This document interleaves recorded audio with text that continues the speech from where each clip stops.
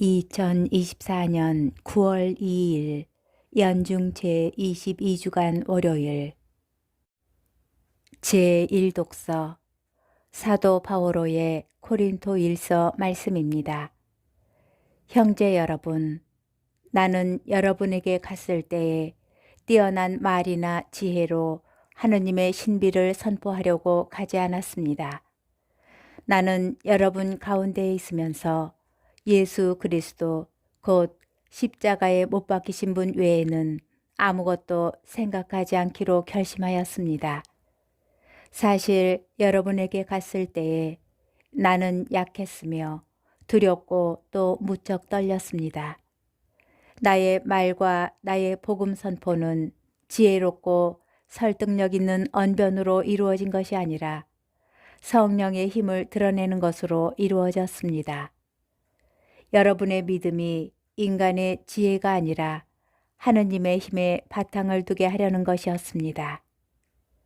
주님의 말씀입니다.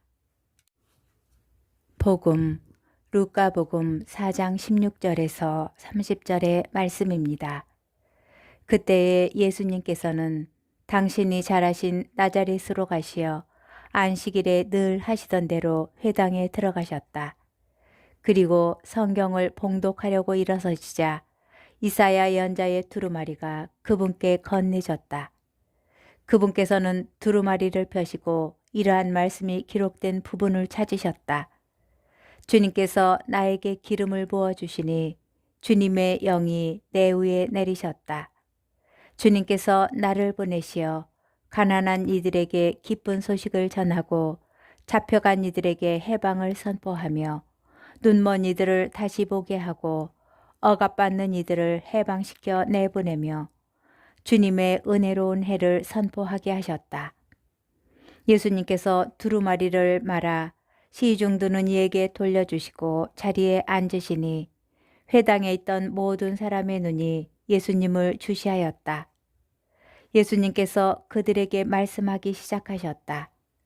오늘 이 성경 말씀이 너희가 듣는 가운데에서 이루어졌다.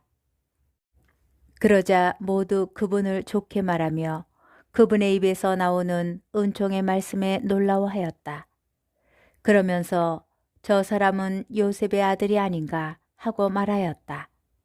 예수님께서는 그들에게 이르셨다. 너희는 틀림없이 의사야 내 병이나 고쳐라 하는 속담을 들며 내가 카파르나움에서 하였다고 우리가 들은 그 일들을 여기 내 고향에서도 해보아라 할 것이다.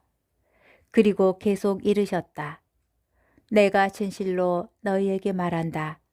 어떠한 예언자도 자기 고향에서는 환영을 받지 못한다. 내가 참으로 너희에게 말한다. 3년 6개월 동안 하늘이 닫혀 온 땅에 큰 기근이 들었던 엘리야 때에 이스라엘에 과부가 많이 있었다. 그러나 엘리야는 그들 가운데 아무에게도 파견되지 않고 시돈 지방 사렙타의 과부에게만 파견되었다. 또 엘리사 예언자 시대에 이스라엘에는 나병 환자가 많이 있었다. 그러나 그들 가운데 아무도 깨끗해지지 않고 시리아 사람 나아만만 깨끗해졌다. 회당에 있던 모든 사람들은 이 말을 듣고 화가 잔뜩 났다.